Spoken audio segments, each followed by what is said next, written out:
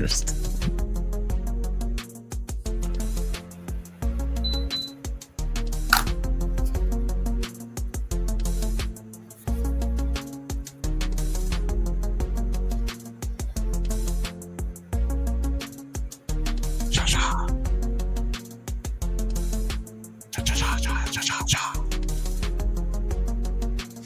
Why, hello, you beautiful nerds. Welcome to the Drunk Banthas podcast, where we talk about sci-fi, fantasy, horror, and all the popular art that we love. Also, we do it drunk. Mostly drunk, sir. Mostly drunk. Hence the camera. Yeah, our camera's a little tipsy today.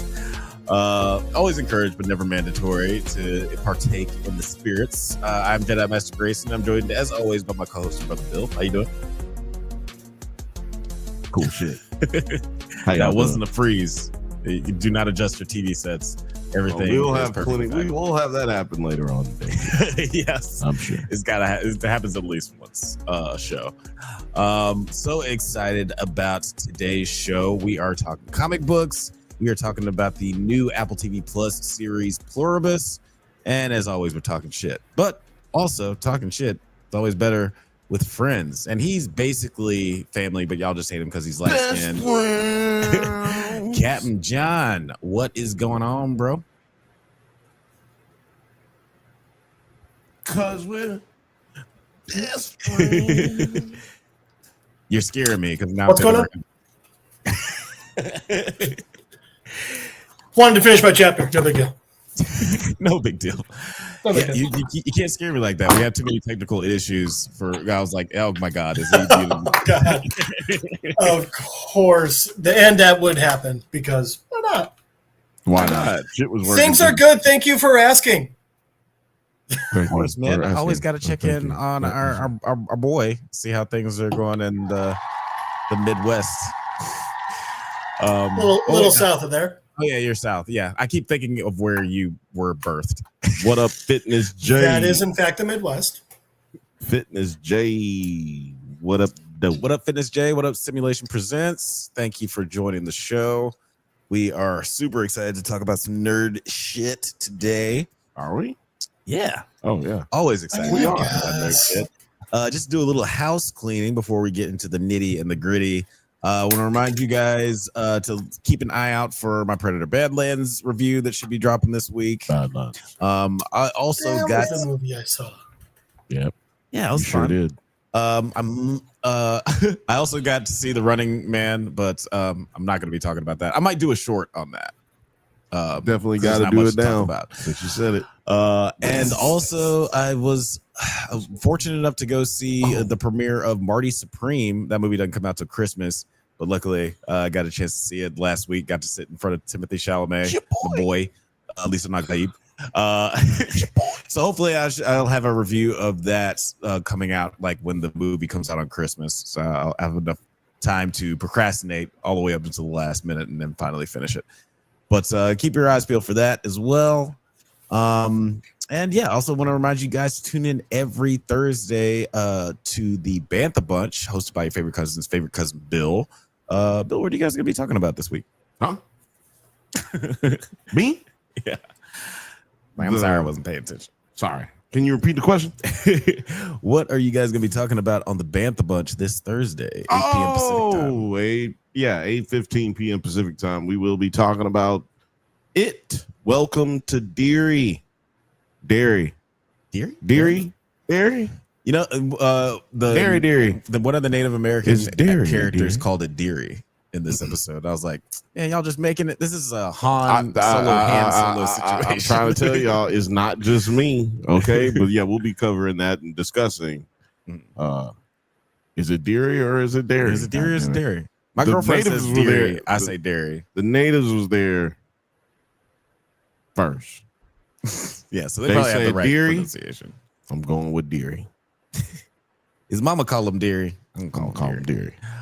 So yeah, so that should be fun. Probably jump in on that conversation as well. Thursdays, because I've been enjoying that series. Stephen King low-key has been having a year with The Long Walk, Running Man, and Welcome to Deary. I always forget Running Man was one of his. Me too. It seems like the least. I also went and saw that one. Yeah. Oh, you said you saw that one? Yeah, I saw Predator Badlands. I saw Running Man, and then tomorrow, I'm actually kind of annoyed about this one. I got tickets to see the first episodes of The Mighty Nine in theater, and then as a surprise to everyone, they dropped it on YouTube yesterday. So I still haven't watched it. I'm going to see it on the big screen first. Yeah. Right. Right on. I'm the That's cool. same way. I want to try to get it before it goes out. Yeah. Speaking of seeing stuff before it goes out, I'm gonna go see that new Anaconda movie tomorrow. I'm curious what that's. It's already out. Yes.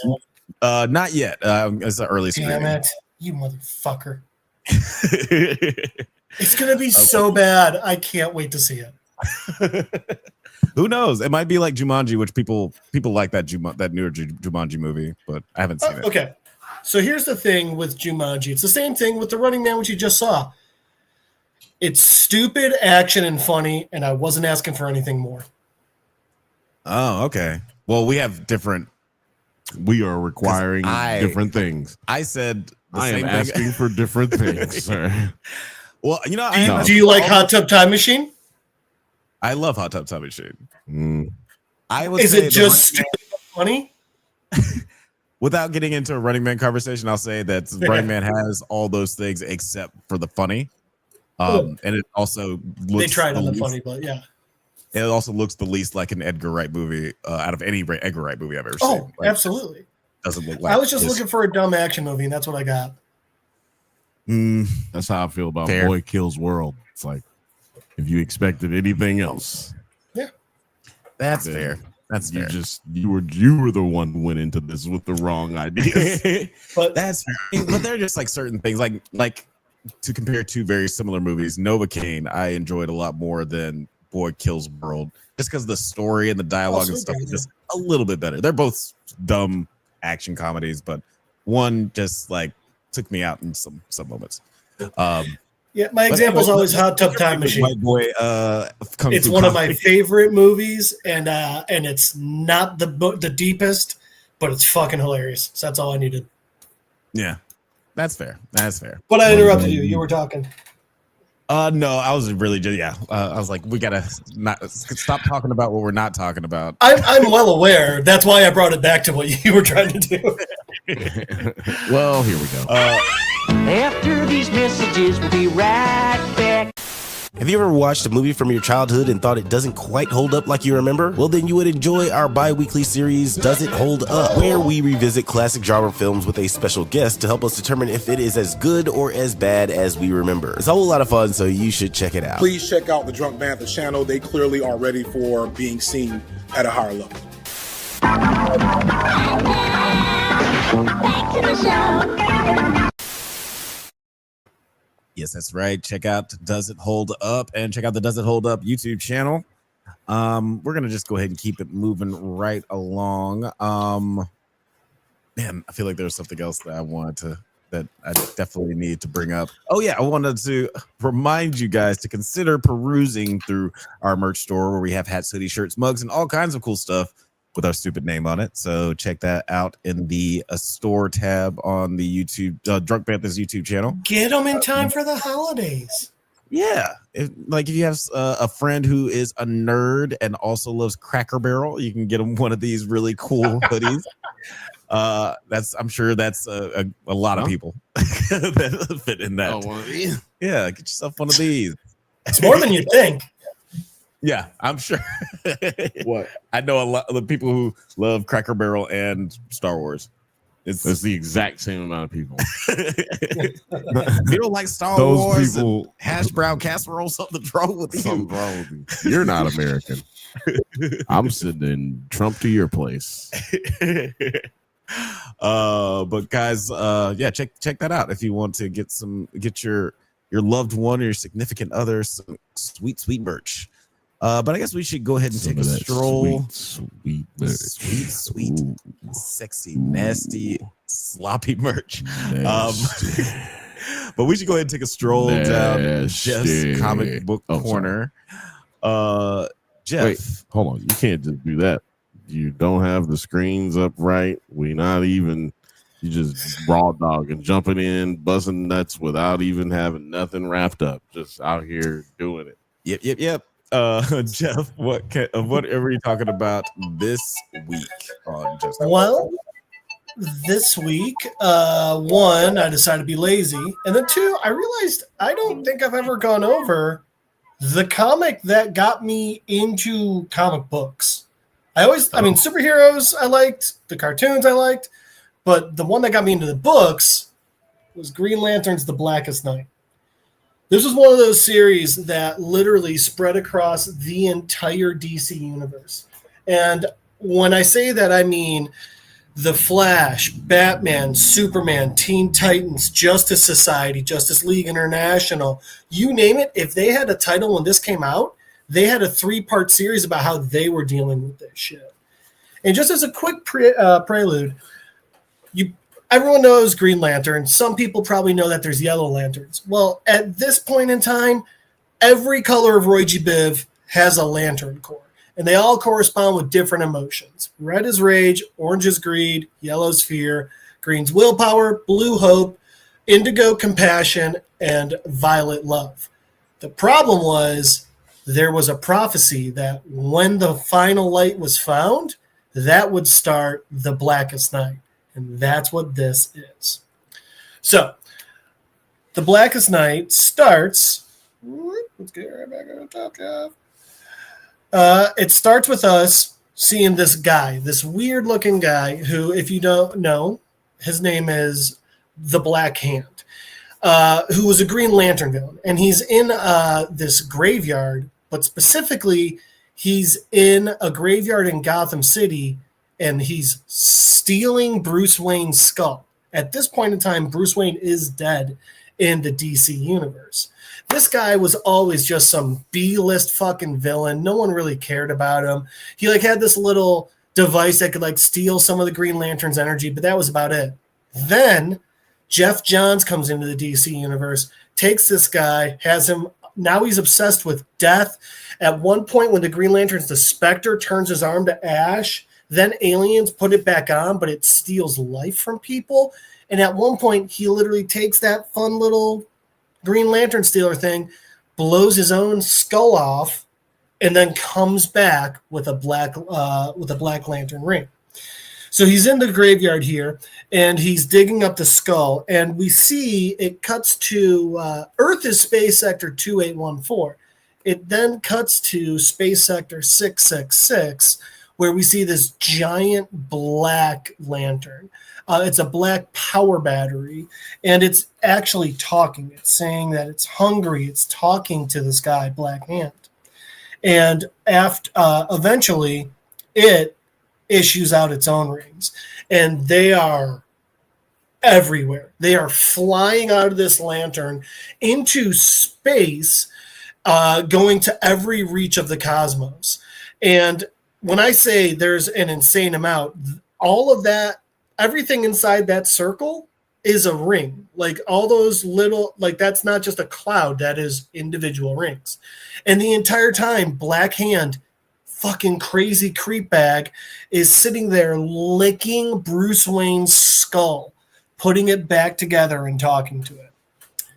From there, we get Hal Jordan, the first Green Lantern of Earth, narrating, talking about how they're celebrating because this is a day that used to be about, it was a day of National Day of Mourning, and it's not that anymore. So he does the typical thing. He introduces himself.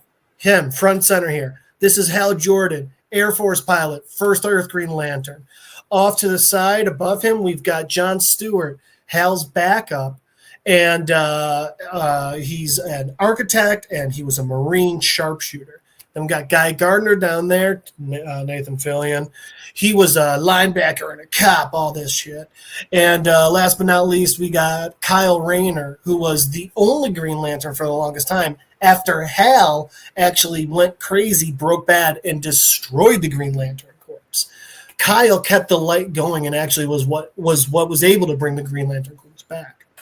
So Hal's narrating here, and he's talking about how in in the armed forces they know that death is a part of the job, but in the Lantern Corps as superheroes they know that death is actually like that's it. That's the only retirement plan.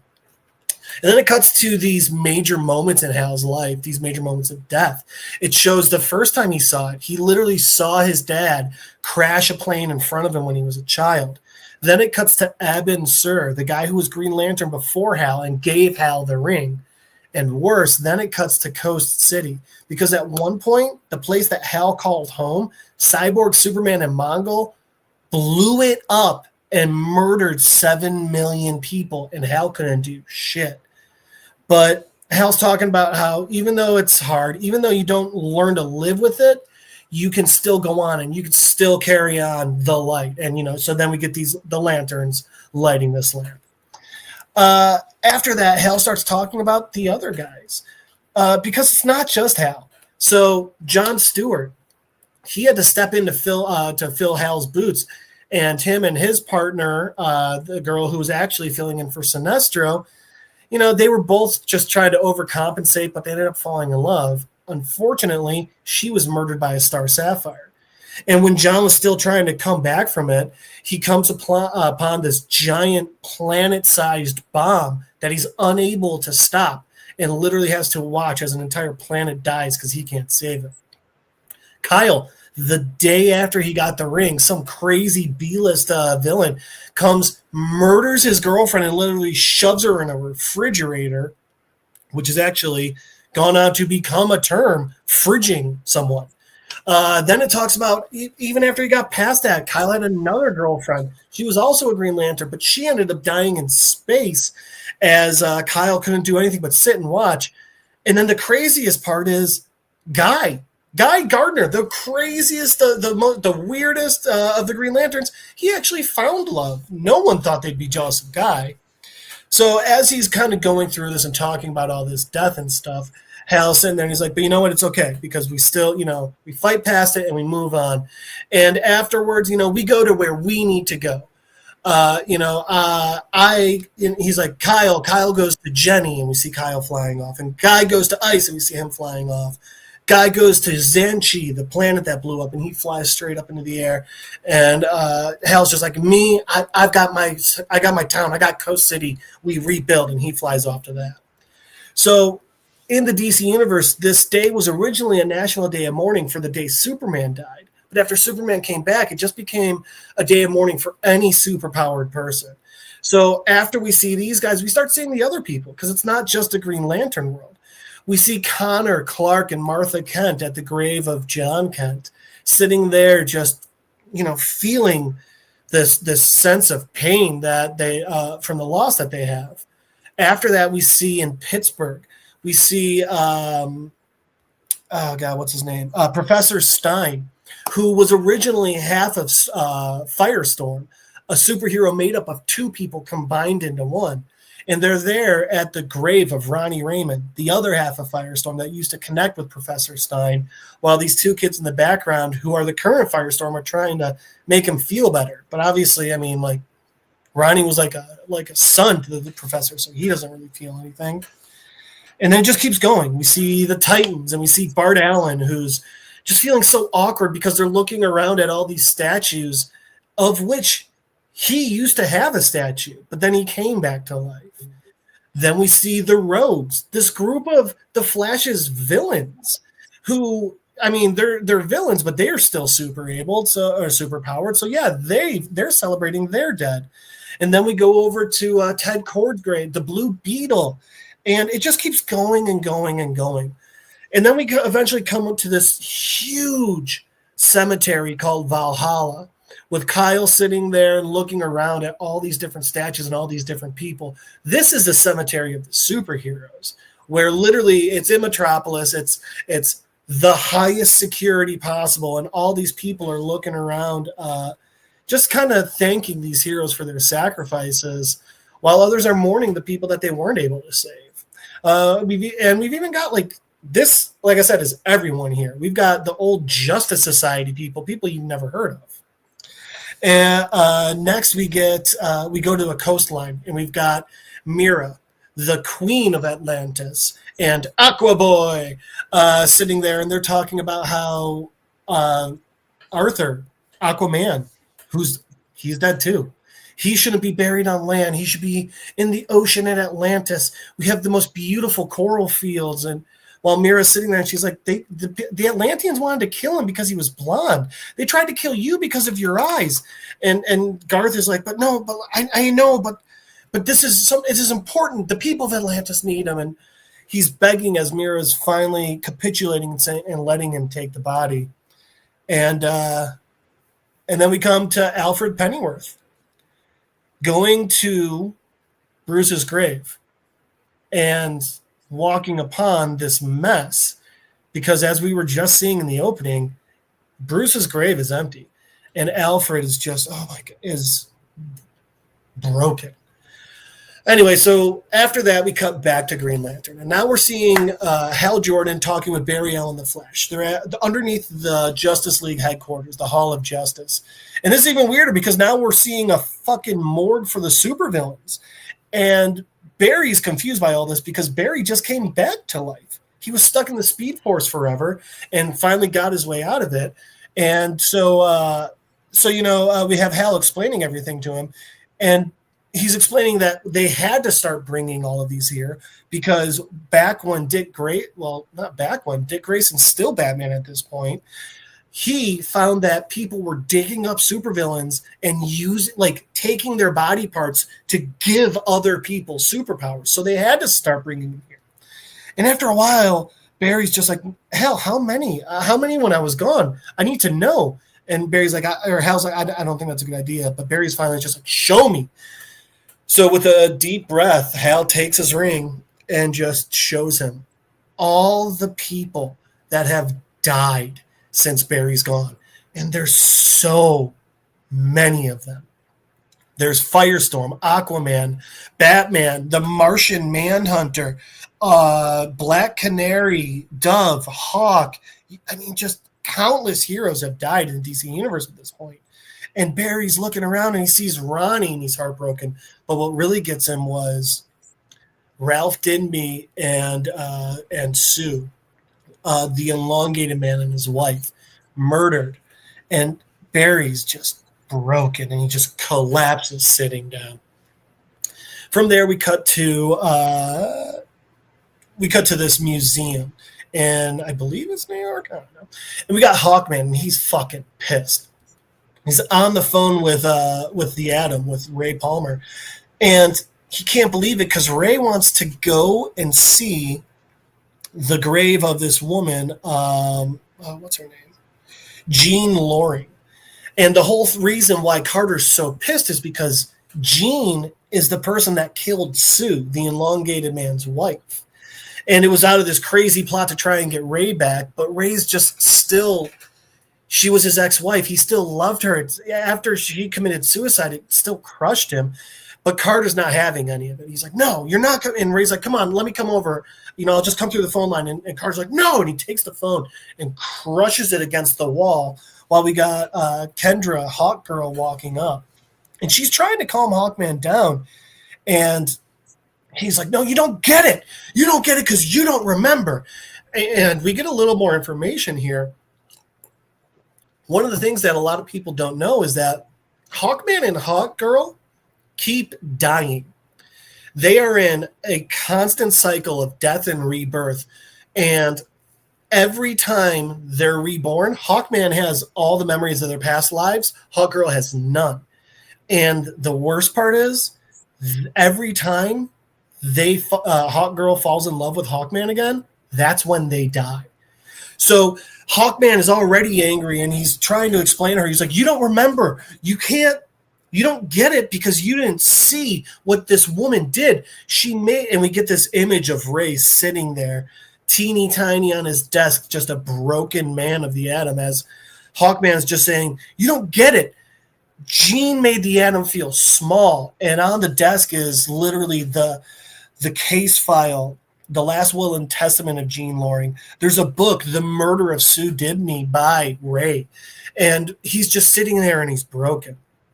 So from there, we cut back to the Hall of Justice, back to Barry and Hal, and they're talking, and they get a frantic call from Alfred, like, someone dug up Bruce's grave, come and get it. So they rush out. Then we go to these guys. These are the Guardians of the Universe. They created the Green Lantern Corps. They're the oldest people in the universe, and they're watching this War of Light. These are the guys who are like, fuck, shit, the Blackest Night. We tried to stop it. And as they're saying this, Kyle and Guy are going back to this planet, Oa, but these black rings are following them. And Kyle's like, it almost sounds like flies. And they're rushing through. And the thing is, Green Lanterns are strong. They're shattering these guys' shields, coming in full force. And as one of the Guardians is like, we have to stop this. We have to do everything. Call all the Lanterns back. And this one Guardian with this weird scar on the side of his face, like, no, they're not going to get called back. They're not going to get, and they're like, what are you talking about? Why wouldn't they? And he's like, because the call will never be made, as we see the Black Lantern symbol in his eye. And then he eats another Guardian, just fucking runs over and starts tearing out of his neck. Remember, these are supposed to be fucking immortals. And as the Lanterns are outside, like, what the shit? Why can't we stop these Black Lanterns? Which, by the way, as they're running by, the black rings are yelling out, flash, flash, flash. But the weirdest part is they're ignoring the Green Lanterns. They're just rushing right past them. Meanwhile, we see back to the Guardians.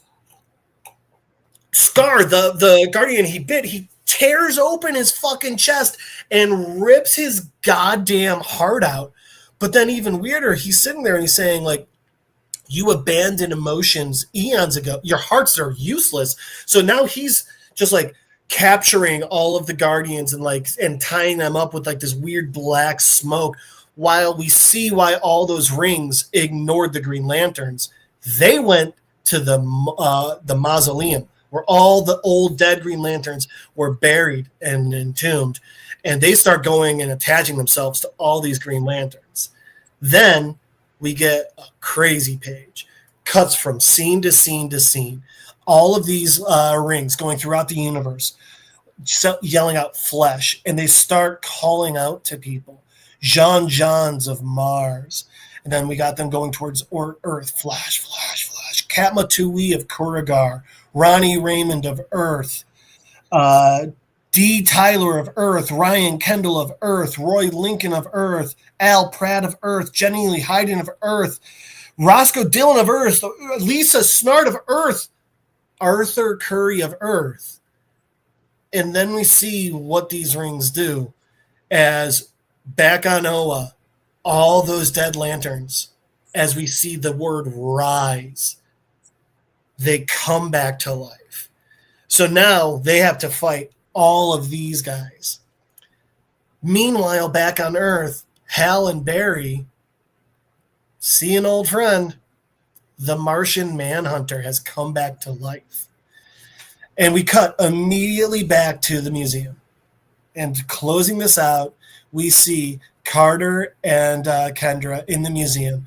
And as they're yelling and as they're arguing, there's something. I don't know. It's like the hands almost look decayed. And we see this black ring on the hand as it's grabbing this mace.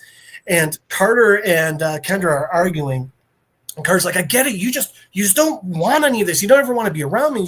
He's like, no, it's not that. It was that I never wanted to be controlled. And he's trying to tell her, I'm not trying to control you. And then we're getting this weird image because not only are we seeing them, but they're radiating these colors. And Carter's radiating this red color while Kendra's giving off this violet color. And as they're arguing, the colors are getting more intense. And then we see in a black outline around each of them, the red one saying rage and the blue one saying love. And Kendra saying, you're not getting it, Carter. I'm trying to tell you that I do. I love you. And as she's saying that, a fucking spear erupts out of her chest, pulls back out, and Carter gets bashed in the face with a mace. And he looks over, and there's his old friends, the Elongated Man and Sue Dibney. This is DC Zombies. and Ralph is sitting there, this weird rotting flesh, but still has his powers wrapping around his wife. And Carter is just like, what, Ralph? And Carter tries to fight him, but he's the elongated man. It's trying to punch rubber. And it's not going well for Carter at all, especially when Ralph starts beating him with his own mace, hitting him over and over in the head, blood flying everywhere as he's screaming out, Hawk girl, hate it, Hawk man. And Kendra's like, I didn't hate you. And she's trying to reach out, but then falls dead.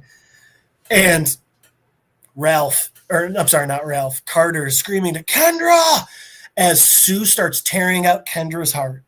And then, while he's still alive, Ralph tears open Carter's chest cavity and pulls his fucking heart out of his chest and holds it up high. And we get a couple of panels.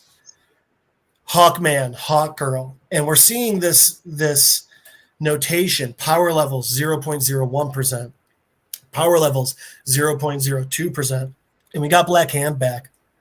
And Black Hand saying, this time you're not escaping death. This time, death wins. It's here for us all.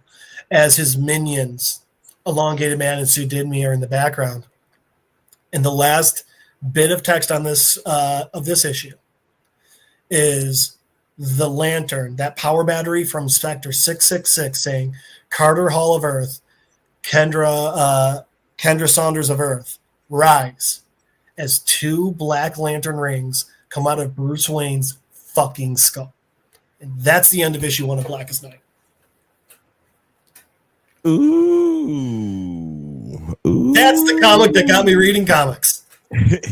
I do remember when this issue, or when this run came out. Our best friend from Alabama, shout outs to Paul. What's up, Paul?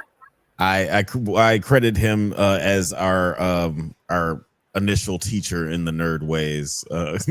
Told us all about comic book. Just comic book.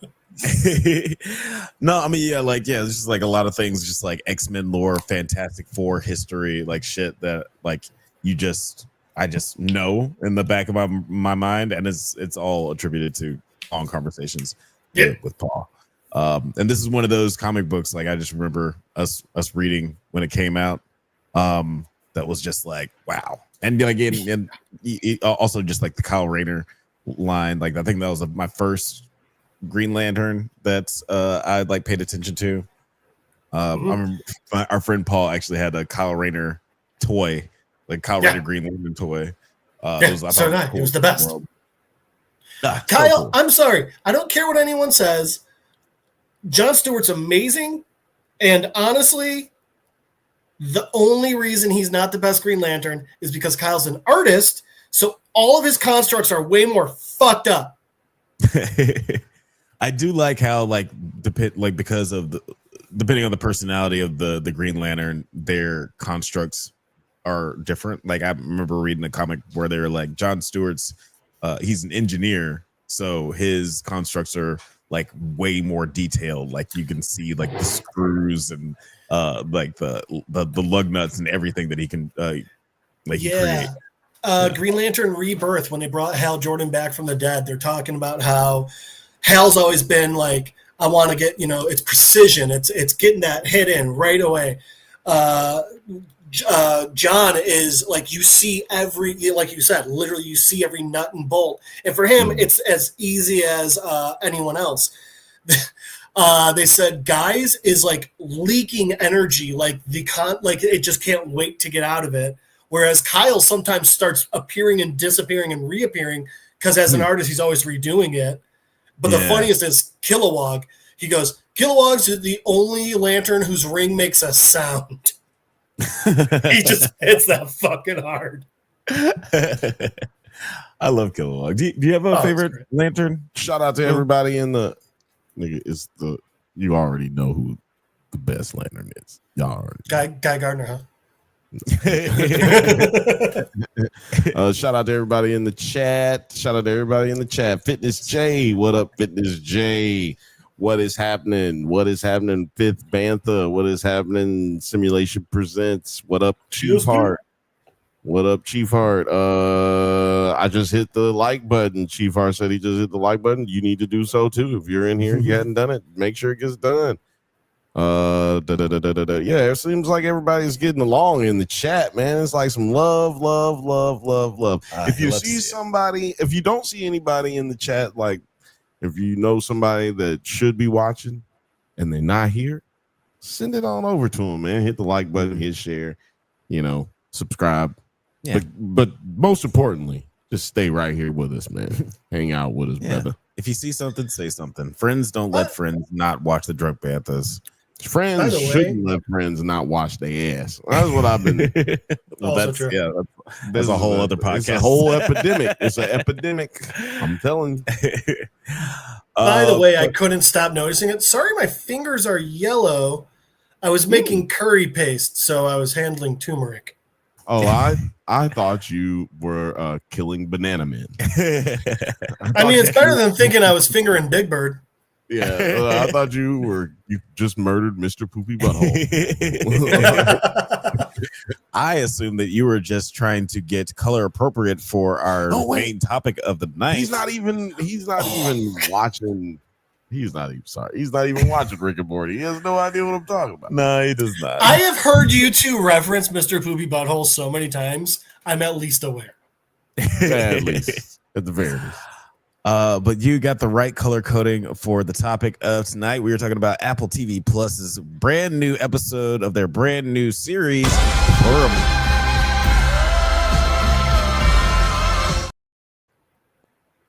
That is right. Episode 3, Grenade. We are talking. Obviously, Grenade has a couple of different meanings in this episode, but we'll get into all that. Let's just get into the synopsis. More than 7 years before the joining, Carol and Helen visited an ice hotel in Norway where they witnessed the Aurora Borealis. In the present, Carol and Zosia fly back to Albuquerque, during which Carol contacts one of the immune in Paraguay, but he curses at her and they don't really connect. Zosia provides Carol with a gift that Helen had ordered before the joining, and Carol refuses a meal prepared by the hive mind instead goes to the grocery shopping on her own, finding her local store empty because of the others' allocation of resources. I do want to talk about that some more for sure. But then later, at Carol's request, the store is immediately restocked. Carol demands that the hive mind completely forget about Helen and sarcastically asks for a hand grenade. So sorry, I wasn't really listening to you. I'm just like, that's not new. This is new. This Brothers prompter. This is teleprompter feature here, and I was just like, oh, that's very interesting. Sorry, I'm joking. But this obviously sets up the titular moment of the show, the whole hand grenade. We'll get to that later, but this episode does remind me a lot of the Breaking Bad episode Cancer Man, where the show is just like establishing a lot of the emotional status quo of our main characters' circumstances and how they're reacting to everything, which in my opinion is kind of fucking boring. But I don't know about this episode. Jeff, how did you feel about it? Since you got that was just so funny. I kind of can't deal with exposition. No, the episode was fine. I honestly thought it went by faster than I felt like it was going by faster than it actually was. Well, that might explain why. And I found myself just like Carol, just being like, "What? You make no sense. You get that, right?" For so many different reasons. First off, I know they have their whole kill thing. Okay, the amount of time, resources, all this shit you're allocating towards keeping her happy. I don't care if you kill her or not. Kill her. You're an emotionless hive mind. Mm-hmm. Which, by the way, like that's another thing that I don't think is like really brought up well enough. They're emotionless. And I mean that because everyone knows what everyone else is feeling. There's no surprises. There's no joy. There's no, I mean, like it's also funny, I think, because like little things that you wouldn't think of, like, so one of the funny things, Carol's, say they never find a cure. Carol's out of the job. One person, there's no need for entertainment anymore. If anyone has a thought like, man, that'd make a cool book, everyone knows it. Right. There's not really a need for a lot of different things. Entertainment in general. And we're out of job. That's one of the things. They turn the lights off that night when it's like, okay, but like, I get that you're like, because we don't work at night. You can still exist at night, though. You get that, right? But yeah, that's things like that. People who are just about survival, not about life. Yeah, you're totally right. And I feel like one of the things that it's an organism.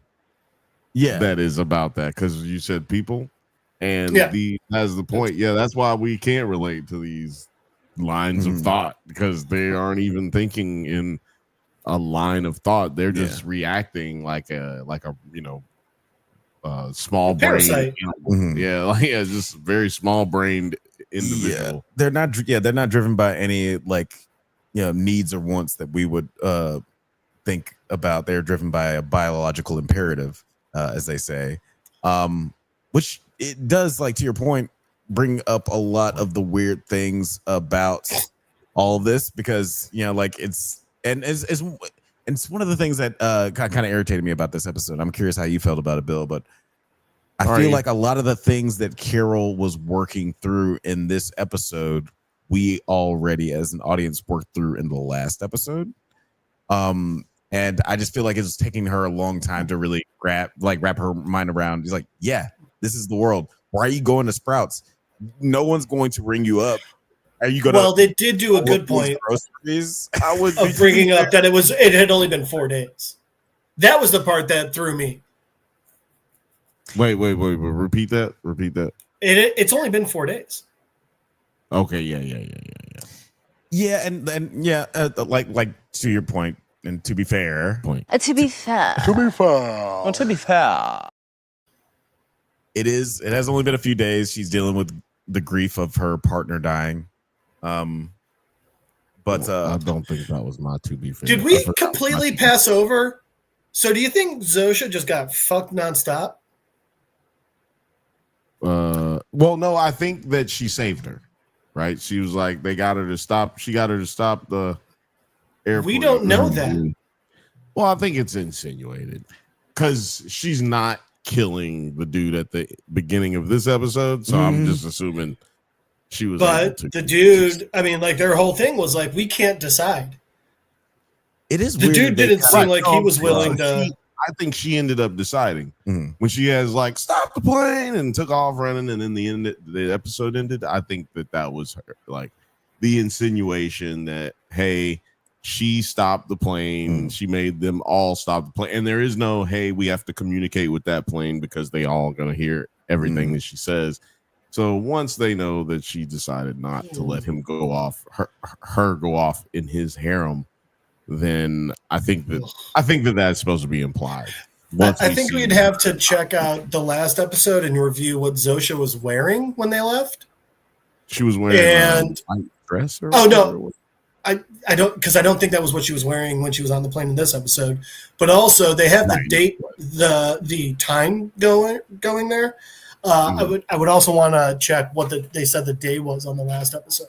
Because if it's the same day, cool. If it's 2 days, I think Zosha got fucked.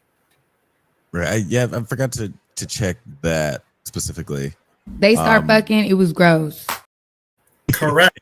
It is interesting, or it's kind of weird that is one of the, like, at least we didn't see a conflict between Carol and horny dude. Just to, like, at least him, like, sort of push him back. It's like, hey, we already agreed on this. I was supposed to, but maybe we'll get a little bit more of that in the next episode. I'm good. I was good off of it. It's like, we're done. I didn't want it. I agree with you there. Yeah, to me, that's all good. Like, we've explored that as far as it needs to go, unless he plays a actual bigger part in some story going on going down the line. What you said earlier nails it on the head for this episode, man. They did a good job making this a pretty boring episode, man. This was a pretty boring episode.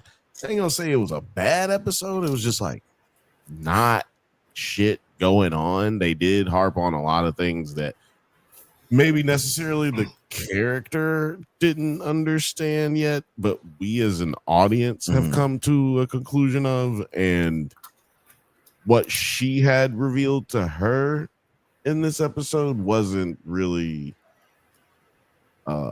it wasn't questions. They weren't questions that the audience is still asking. And if you're gonna do that, an episode like that, then I need some more adversity to come her way, so that there's more there are more stakes going forward. To me, this episode should have been a part of episode 1, 2, and 3. Like they should have just did 1, 2, and 3 if this is how this episode was going to be, because then now I'm waiting. You know, if I had watched this 1, 2, and 3 back to back to back, now I'm waiting for 4. Like, okay, now where are we going with this? Because now we got to hear the Peruvian guy.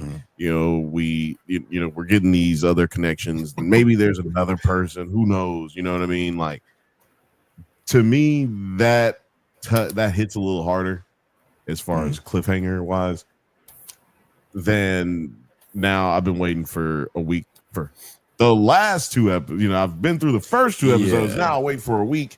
I'm hyped. Now I get this, and it's like, well, you know.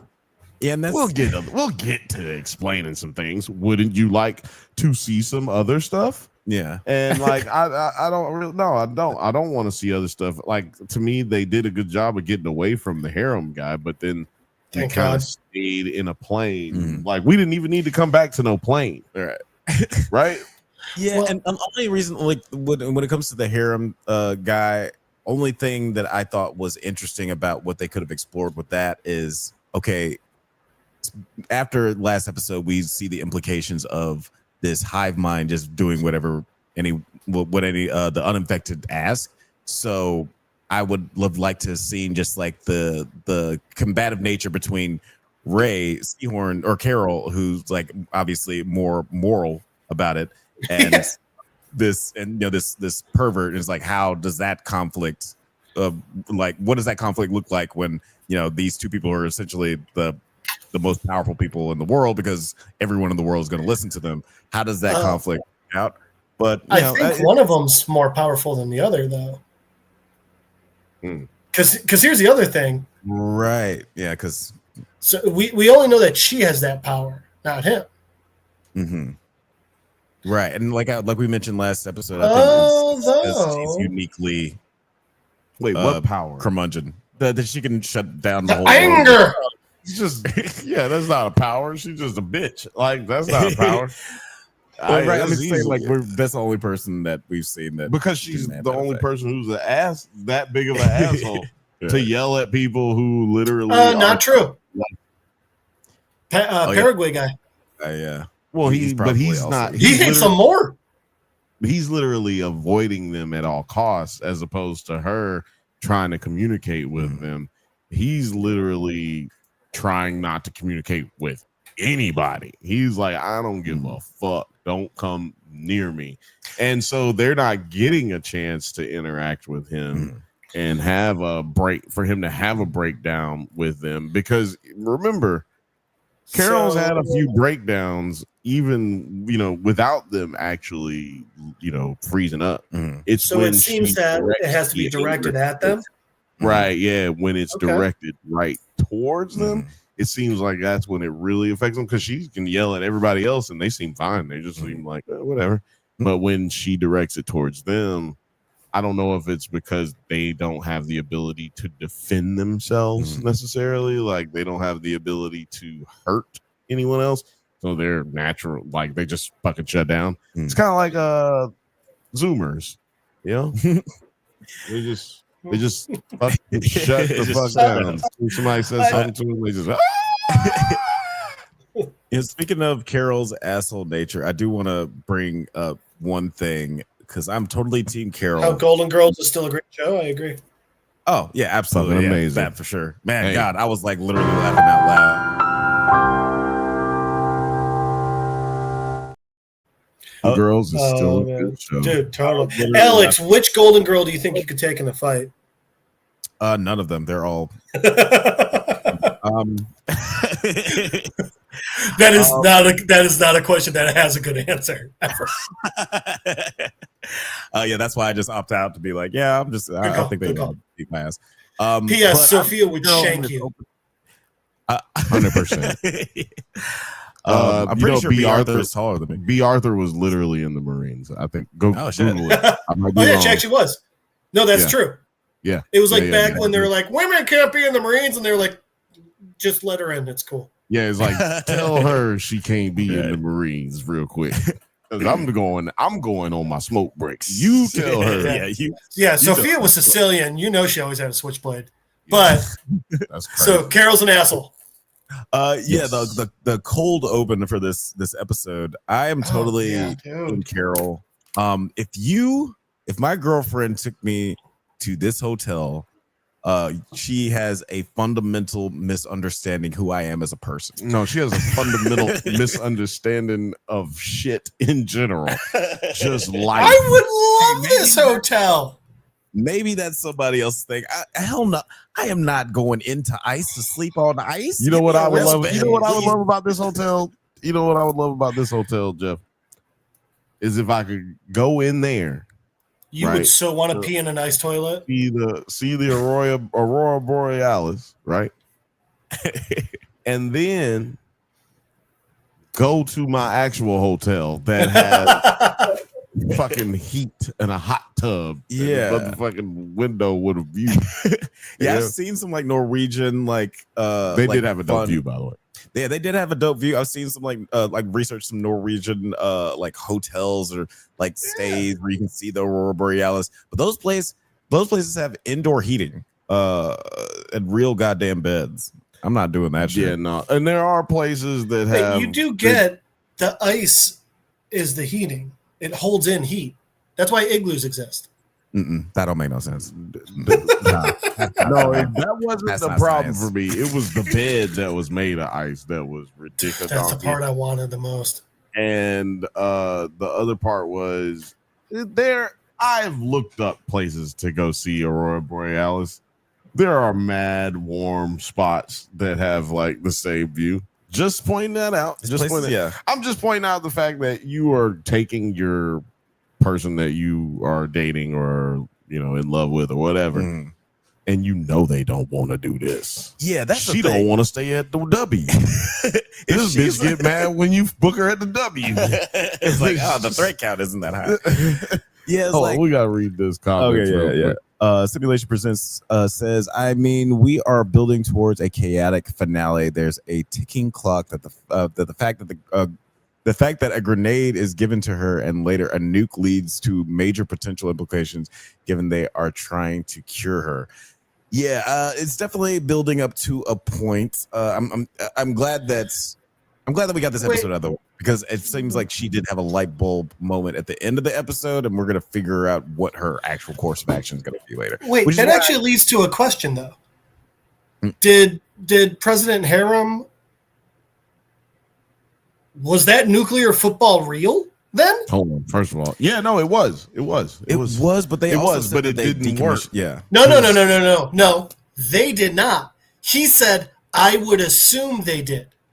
No, so what happened is she did insinuate that they closed all those things off because Carol asked about the military and all that, and old girl said, yeah, we did all that first. We got all of No, I thought it was they infected them first. Right, that's what I'm saying. So because their imperative is peace to save humanity from humanity, it is insinuated when That's Carol not what that's when I Carol think to asked- save humanity from humanity is absolutely not the motivation. well, that's what she says. Is if you saw somebody drowning, would you not want to save them, or something like that? If you saw somebody dying, would you not want to save them? That's That's why explanation. they want to help Carol, not That's why not my they. explanation. I'm just saying what the show has given us for these characters thus far. I think that you can't They just trust keep them. saying biological You don't imperative. trust anybody who take your body. That's just how I go about it. That's how that's my general rule. Honestly, it's a good rule. Who take a body, but they did insinuate that, like, because Carol was asking in a way like, "Wait a minute, are y'all just gonna fucking kill me?" Because it was the when she was telling her about the drone, she was like, "Wait a minute." Oh yeah. She was like, "Oh no, don't worry, they're not armed, they don't have weapons." And she's like, "Wait a minute, they could have weapons though. Wait a minute, bitch, y'all got weapons?" And she's like, "Oh no, we took all that over first. We're good. It's okay." And then she asked about the people in space, which I thought was the reason we didn't need any of that shit in this episode. Like, get to the science of things or get to the conflict of things, but don't sit here and let me sit in episode 2B. You know, one thing. Go ahead, Joe. Sorry, yeah. I don't know. I was just gonna say one thing that this episode I think did a good job of doing. I think when Carol's alone, it's easy to forget how much of the world is this now. And I think that when she said, no more Hannah, you don't get Hannah, but like she kept getting things. Like when they were like, oh, remember in the ISO towel? And she's like, I told you not Hannah. And they're like, oh yeah, no, the bellboy who met you once. Or then they were like, when they brought her the breakfast, and she was like, I thought I said no Hannah. And they were like, oh, no. Remember, Helen? Sorry. Yeah. No, Helen. Thank you. And she was like, no, I thought I said no Helen. And they were like, oh, no, that's not Helen. That's just, you're at this Airbnb 6 years ago and a person gave it to you there and they heard you say you loved it. Like, I think like they did a good job of showing like it's everything, everywhere, everyone around her. It's all there. Where when you don't see them, it feels like it's not. It just feels like she's alone, but she's not in a horrifying way. Yeah, and it's interesting that they, we have another episode to establish that stuff, but it's kind of one of the reasons why, like, I compare it to the Cancer Bed episode in Breaking Bad, because like that episode is just very much like, I have cancer. Now I have a decision to make. It's like, yeah, we know what the show is about, but at the same time, it's not completely. I'm fairly certain that was the opening of the show, and I haven't even finished season 1. Yeah, that's why that show was overrated. But no, like I'm going to say yes because why not? But no, yeah, I just not to say that episode is not needed or that this episode isn't needed. It feels a little empty because I feel like we're retreading a lot of ground. But we do get to an interesting ending for the episode. While waiting for Zosha to recover, Carol speaks to a representative of the Hive Mind, asking if they would give her anything, even a nuclear weapon. When the Hive Mind says it would, Carol asks the others to leave her alone as she contemplates. So Carol clearly has a light bulb moment at the end here. But do you guys have any ideas what her next course of action is going to be? Is she going to have the Hive Mind build her a bunker with all kinds of defenses so they can never get to her after they come up with this cure? Or do you think that she has some other she's plan? Already established she has no skills or talents whatsoever, so I don't know where you're getting this build. Is it build something or logic? The Hive Mind to build it because they do whatever she says. They're not going to do this is the thing. You're going to trust the Hive Mind to build you something that won't allow them to get to you because they can't hurt you. They can do whatever they want for you. They can't hurt you. So if you ask them to build you, but again, if they try getting in, she just has to yell at them. That's one thing. But if they don't have to try getting in, if they build you a fortress and then which they can just pump the virus into the facility that you live in, because it's not about violence. It's not about. Well, she can't because she'd have to be interacting with them. Look, they sprayed, the chemtrails, which I thought was great because people, chemtrails. We're gonna get so many people again.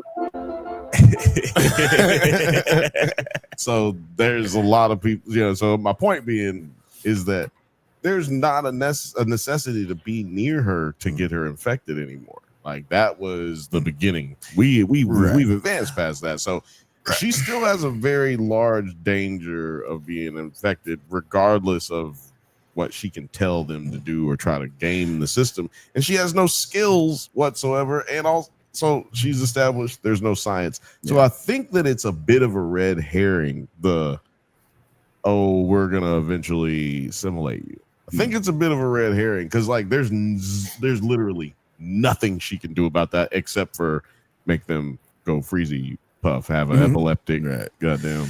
Well, it does like again, that was just like the whole bunker thing. That was just like a speculative, like, what do you guys think that she's gonna do? But I'm curious, like Jeff, what do you think her next course of action is gonna be? Because it does seem like she did come to some sort of realization after that conversation that she had with DHL guy then. Well, first off, I don't understand why she wouldn't have thought it was a real grenade. Nothing that they've done. They have flown you on commercial jets literally the second you said do so. But you're like, they're not going to hand me a grenade. Okay. Anyway. Really, it's a fake grenade. Why the fuck would they do that? Was it a fake plane? Well, we did explain to them earlier that they didn't have the ability to hurt or cause harm. So maybe but more than that, they didn't have any weapons around because why would they have grenades still? Right. You know what I mean? Like that's another thing that's a good question. Like, why do I don't even trust these motherfuckers, man? Because why are there? Like, sorry, we got rid of most of these. I had to go grab this. I had to go to Tejas. Man. But I don't think it's. I mean, obviously, she's like, "Will you give me the nuclear codes?" And they're like, "I mean, we'd have to." But I don't think it's that. I don't think it's that. I don't think she's leaning towards violence. I think she's realizing anything that she does ask for, they will give her. So I don't know where it's going, but I don't think it is the give me a weapon. I think it's some other thing that's like outrageous to ask for, but that's what she's looking for. I also think that she's clearly still trying to heal the world, but I don't know. Right. Well, that's what I'm saying. And that's why I think it's a red herring because she's expecting it to go like it goes in the movies. Like, hey, okay, there's bad things in the world. Now, let's fix them, right? Yeah. It's humanity. We love each other around the world. How are there no scientists? There's 11 of you. I do want to address this comment from Simulation Presents. A theory I have: whatever films of she is the villain of this show, and this is her origin story. I will push back against that just because if I'm reading that correctly, I think that you're assuming that she's gonna turn and be sort of the villain of this show later on as the series progresses. Only because of what I've seen from interviews from Vince Gilligan, he very much wanted to create a character that's not like Saul Goodman or Walter White. He's like, I don't want to make an anti-hero or like a hero who turns bad or anymore because I'm just kind of tired of writing that kind of character. I just want to make like an actual hero. Yeah, I think if anything else, she's going to get better. That's why I was about to say. I just think that the spoiler alert. Possible spoiler alert. I have a theory. I think I know how this motherfucking show's ending, dude. Okay. All right. I think that this show ends by Carol has to cure this thing, right? Like this is the only solution if we're going to have a solution that cures humanity. Mm-hmm. Carol's gonna have to be the one that figures it out, pretty much. Yeah. We've established that there is not an abundance of science that she's gonna be having at her fingertips, but she's gonna have to do something. Well, I think it's gonna come down to something very, very simple. and I think she's going to have to have a conversation with them, because notice there's not much conversation that she's actually had with them. This episode, she actually sat down with old girl, like, have a drink with me. Let me ask you some questions. Mm-hmm. The last episode they were. By the way, she was drinking on benzos. That will kill you. It can. It can. That is also another. That's also another reason why I'm giving her a little bit of leeway, because like she was pretty fucked up this entire episode. Maybe it's taken her a while. That's actually a good point. And if she has wine and Xanax in her house, she's a soldier. She's been doing this before. This ain't her first rodeo. You know what I'm saying? This ain't her first grenade. Right. But I think is that she has started asking questions, and even while she's asking questions, she's doing a terrible job of it. She asks questions to be condescending, like intentionally asks questions to be condescending, asks hyperbolous types of questions. She's not being genuine in anything that she's doing or interactions that she's had with them. And I think that what it's going to take for them to understand either that they have contradiction in their directive, that biological imperative, that then only then can they absolutely try to start reversing or moving anything back, or aliens. I don't know. That's it. You know, because what? But I think that there's gonna come down to her having to have a conversation, soften her heart, because she's a terrible human being and she's not capable of, well, it seems like not capable of love, or at least not loving herself. So I think that, well, I ain't gonna be able to be sober if body snatchers come through. I just ain't gonna be able to. We got another. Not gonna be. We got a real life Animorphs episodes taking place and shit. Nigga, I can't do it. Whoa. I mean, if I get to be an Animorph, I'm a game. Whatever. Let's have fun. Yeah, let's do it. What do they call them things? Ukulele. Yerks. Yerks. Oh, Yerks. The Yerks. Yeerks. Yeah. And I do feel like whether it be this season or next season, that we are going to have to reckon with where the signal came from initially. Like, I think that we are going to see the aliens who sent the signal initially show up. I don't know. I think that'd be really, really interesting. Yeah, I was gonna say, I like that. I love the irony of her being a sci-fi fantasy writer and her not being locked in on asking the right questions 100%. It's almost like she's Quan Mills and she wrote all of her books with AI. Like, read one of your books at least. Yeah. Yeah, like to your point about the grenade thing, that really upset me. Because like, how do you not get at this point that they would bring you a real ass grenade? Why would they bring you a fake grenade? They would just not bring you a grenade if these guys don't know why they would bring you a fake one. I will be honest. Why? But I'm just saying, like, I don't understand why she would think that they would. Like, I just don't understand. Like, they would just tell her, no, we're not going to do that or something. It's been days of this. You should have. Well, I do think it's funny. Look, I mean, like I said, why would you think that the people who said that they gotten rid of weapons and don't need weapons or are all about peace, why would you think that they even have any real weapon? Yeah, like, I'm just saying. But they're not the kind of people who would be like, just kidding, this is a fake one. They would just tell you, you we don't have know. Any. All she knows from the last 2 episodes is what we got. Wait, let's also point out though. She said, I want my sprouts back. And instead of being like, okay, here's a loaf of bread and a thing of meat, they filled the entire store again. Yeah, I also, by the way, think it's funny. That's partially because she said, no, I don't want you to order my food for me. I want you to bring back my sprouts. Yeah. They're just like, okay. And so, no matter how illogical it is, we will put everything on the shelf, even the stuff that you're definitely not going to buy. Was it illogical? I mean, what's logical about taking all the food and leaving it somewhere pristine only for you to bring it? I don't know. There's just a lot that doesn't make any sense. So here's the other thing, because think about, turning off the lights at night and everything. It doesn't seem like, it seems like their only thing is survival. It doesn't seem like they care about, having fun, doing anything. Yeah. It's just about infecting everyone they can. Yeah, they're not getting any joy or anything. Yeah. Well, so I would also assume, like, outside of just keeping their host alive, they're not like sending them out doing shit. I'll bet you there's an insane amount just standing or sitting in a room. Like they just like take like the Staples Center and it's just everyone sitting in fucking seats and they just pass out food. You like Westworld?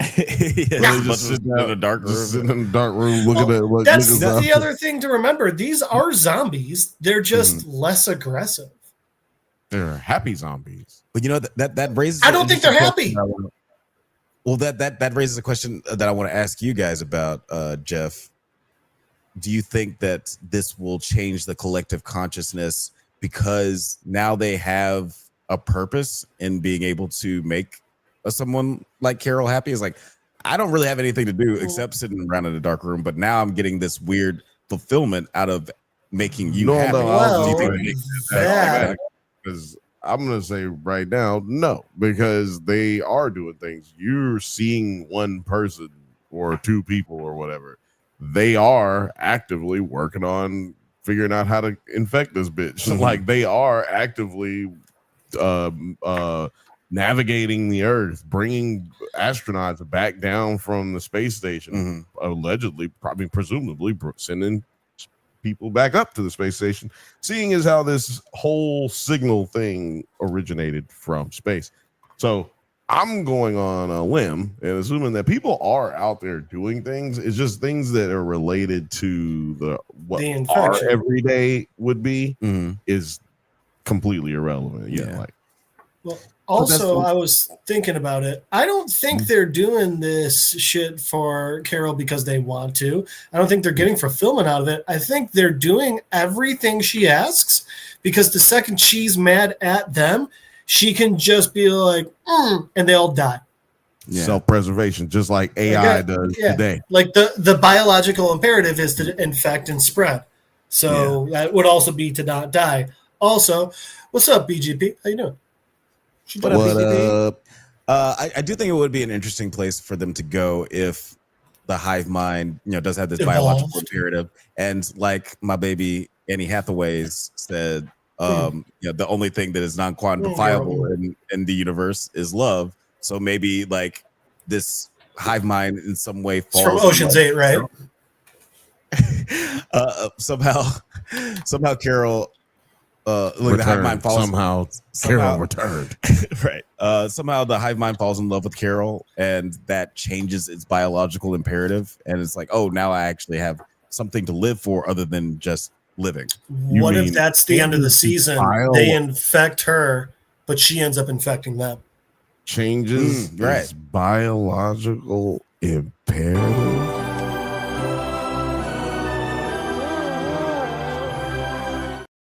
Because that's what happens when you fall in love. Could you imagine if we still had him? First comes love, then comes marriage. He would be on this show right now if we still had Chris Farley, for sure.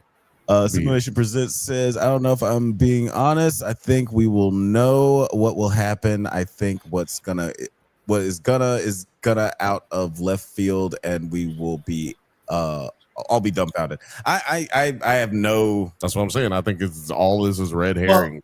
Well, that's the other thing. Like, if they want to go the boring route, it would be they're not able to figure out how to infect her, but they keep trying to keep her happy. So, like 2 decades down the road, it turns out her way of staying happy was teach me everything about science, and then she figures out a cure. Yeah, I mean, she could try that. Yeah, she could. Yeah, but this is how we got into this situation in the first place. Well, science. Science. Careful, science.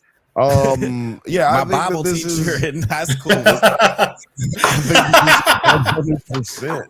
red herring. I saw since you're talking about interviews, I saw an interview with the main actress and that she said whatever you think it is, it's not. And then what do you think that? It's not that. And then whatever you think it is after that, it definitely isn't that. So but it is the next one. Right. But whatever you think after that, you definitely nailed it. Yeah. There you go. Yeah, I think that this will be the last episode that's like somewhat predictable. Like I said, this was a very plot slow episode. We got a lot of reaffirmations of things that we kind of picked up. Shout out to Gers and Purrs listening while she driving. By the way, other people agree with you guys that they did not like this episode. This was the lowest rated of the three. Ooh, 6.4. No, still in the, I think it was a 7.1. Oh, okay. I think about it went. Oh nope, sorry, 7.8. It went. Episode 1 was a 9.1. Episode 2 was an 8.5, and this was a 7.8. Okay, so going down a little bit. I'm surprised that the episode 2 had such a big drop off, but yeah. First episode, they went balls to the walls. Second episode, it just kind of is like. It's just slow. It slows down. They hit you with a lot in episode 1, and then. But I think episode 2 did what this episode should have. It was slower compared to episode 1, but it gave us a lot of information. But the information it gave us was good information that we did need. Yeah, which is why I think they should have put all 3 episodes out at one time. Which, if everything one of us is saying that.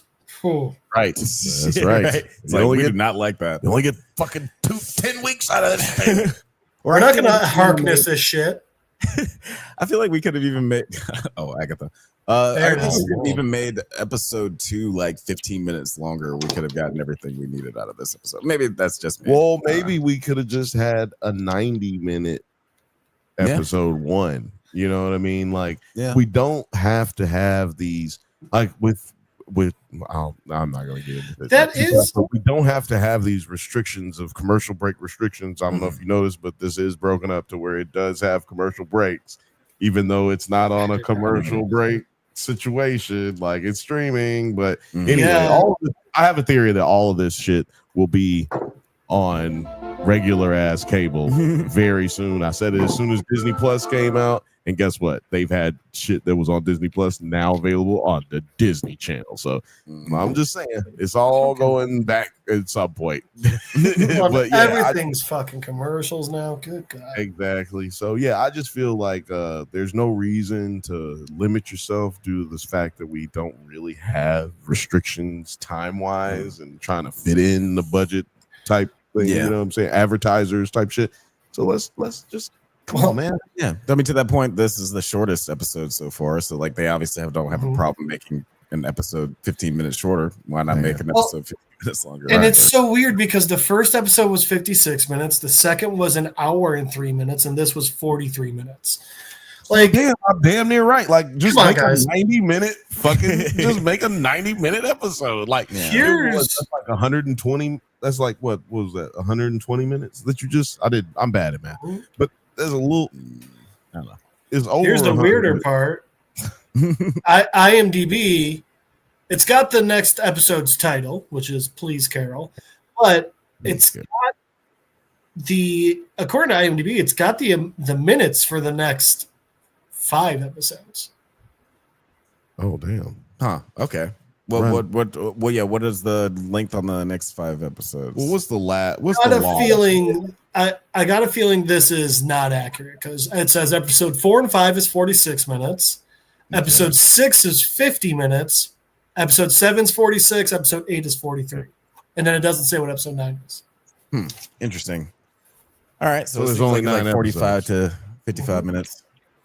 Only 9 episodes, which technically means 8 episodes because they came out with 2 at one time. Yeah. The last episode's the day after Christmas, too. Oh, Merry Christmas. We're going to be talking about this till Christmas? Boxing Day. Jeez Louise. I mean, cool. I'm fucking with it. I don't care. By that time we'll be talking Stranger Things as well. I call the day after Christmas. I call that Regifting day. Regifting day. Just call it Boxing Day, man. Nah, I'm giving this shit. I'm not boxing up. What? Boxing?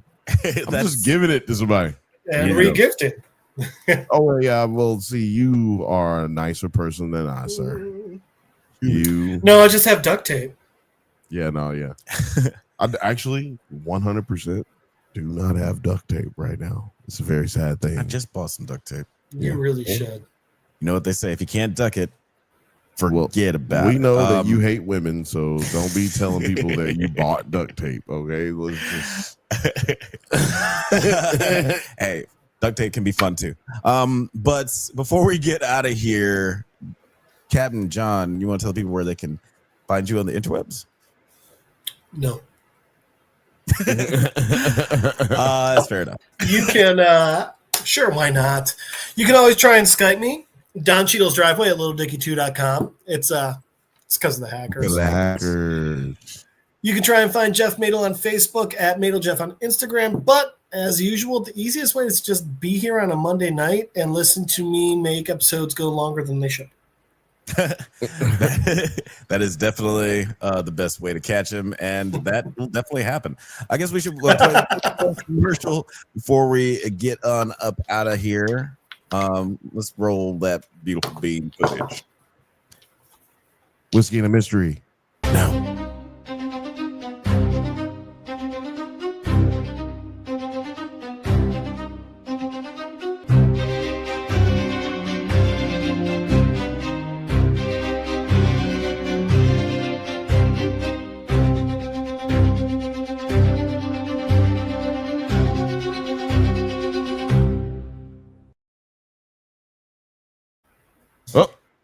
Yes, sir. Definitely check out Whiskey and...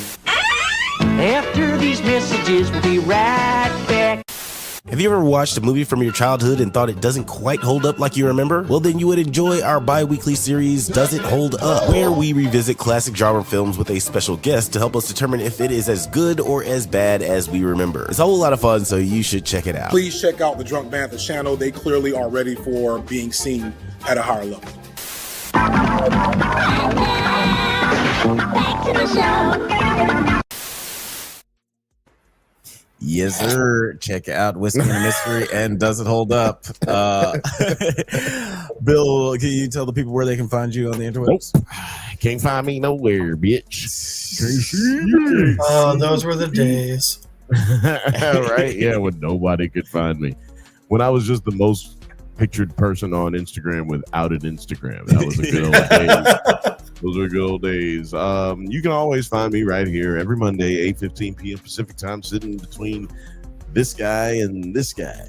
Or depending on where you're looking at us from, this guy or that guy. I don't know how it's working. But yeah, you can see me right here every Monday, 8:15 p.m. Pacific time. Mondays, the Drake Banthas podcast. And you can see me on the Bantha Bunch on Thursday at 8:15 p.m. Pacific time. We don't miss no days. It's episode 316 today, and we're doing episode 98 on Thursday for the Bantha Bunch show. So, man, let me tell you something. We don't miss no days, baby. We don't miss no days. So come back over here. Fuck with us. Yeah, thank Where you do people find you? Oh, they find you with me. Yeah. Thank you guys so much for listening to the Drunk Banthas podcast. We do this every Monday at 8 p.m. Pacific time. But don't forget to like and subscribe and get updates on new videos. Check us out on Twitter, IG, TikTok, Letterboxd. Likewise, all the internet things at the Drunk Banthas. Till next time, stay safe, my little sprouts, and may the force be with you. I don't know what happened to the music. Go outside, nerd. Get out. Go. I ain't got time to be distracted by your worthless chime-ins. Go.